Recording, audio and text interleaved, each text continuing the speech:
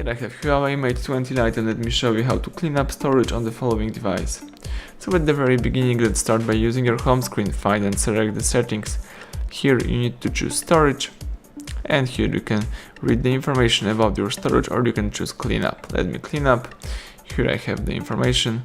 I can check for unneeded photos. I can also uninstall the unused apps. In my case, let me just tap check to uninstall the unused app. For example, let me choose some game to uninstall, choose delete, tap uninstall.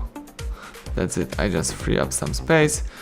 So as you can see here, you can use the automatic checking of your storage. You can clean up some unused files and other stuff as well. So thank you for watching. Please subscribe our channel, leave thumbs up under the video.